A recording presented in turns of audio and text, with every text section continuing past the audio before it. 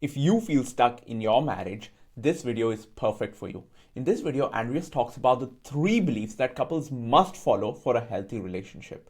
Andreas MatchCreator is the founder of psychology, which predicts compatibility in relationships with an accuracy of about 95%.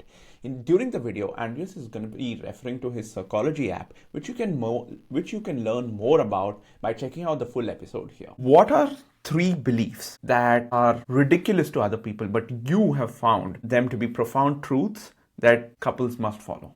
3 beliefs that I feel couples must follow. One is your truth.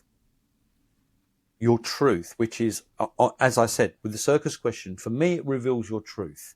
Your truth being your role right now. Okay. So that's something for me that's very important to create a foundation, put 2 and 2 together, and they work. The second, and that's authenticity, by the way. And the second for me is understanding potential. Realizing relationship potential is very important. For example, I ask people sometimes, I say, from a relationship point of view, what have you given in the past? On a scale of 1 to 10, what have you given in the past in a relationship? What number would you give it? I mean, I'm asking you, but you're in a happy relationship. But let's say somebody's broken up. They say, I've been a 7. And I say, well, why didn't you give 10? Why didn't you give 100%? And they said, well, and they say, well, hold on a minute.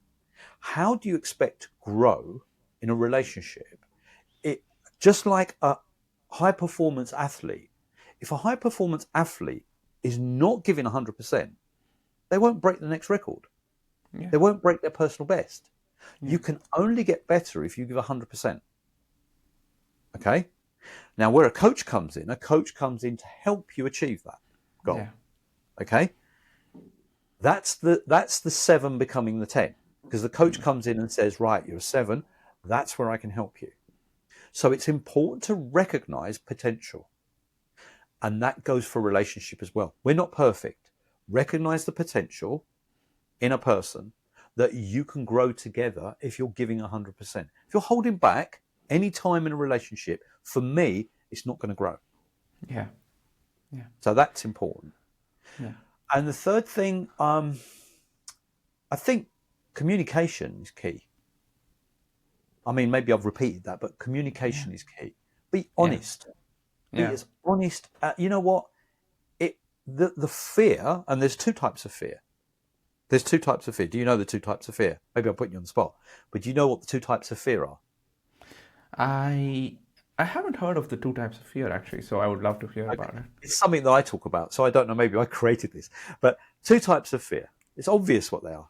The fear of the known, which is, I know fire's going to burn me. Yeah? Oh, that's going to burn me. I've burnt myself before. And the fear of the unknown. Right. And the unknown is either I've heard about it or I think it's going to happen. Now, in a relationship, we go into both. I know what happened before in the previous relationship, and I know the problems I had. Therefore, I will sabotage it. Or I think this is going to break up because, statistically, 50% relationships break up. I'm just using that number. And therefore, any cracks, we're going to fall apart. Yeah. Now, if you can overcome both those as a couple, you've got an opportunity of growing together. Right. Because what usually happens, the slightest crack, and people sabotage the relationship. Oh my God, I'm with the wrong person. They talk to their friends. Instead of getting support and whatever, often friends will say, well, just leave him. Yeah. I hear that all the time. Just leave him. Oh, come on, man. Yeah. Especially when the kid's involved. Yeah. And I'm not saying you need to stay with someone forever just because of the kids.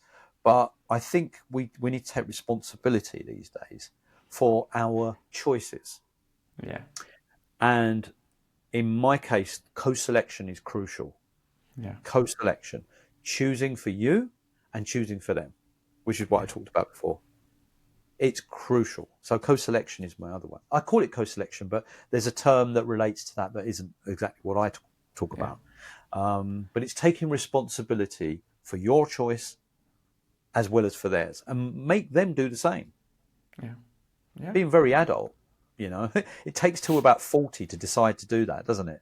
Yeah. Whereas if if you do that in your 20s, 25, 30, you actually are going to find a good relationship because you're practicing. It's like building the muscles. You're practicing something that's meaningful. Yeah. And meaningful connections is what it's all about. That's what my Yeah. app is about. It's about helping you, guiding you, whether it's online or in real life, guiding you to find the result that you're looking for, Yeah. whether that's casual or formal. So Yeah. casual good relationships are just as good as formal good relationships. I Yeah. mean, I've been there. I've done all the fun nights and just sex and just whatever, and you can escape that without much emotional Yeah. damage. But if you keep jumping from one relationship to the other and not mending yourself or not learning from that experience, often you're just adding more and more Yeah. grief to your baggage. Yeah. You're Yeah. building more and more weight on you, and you're taking it to the next relationship. So Yeah. I think space to reset is important.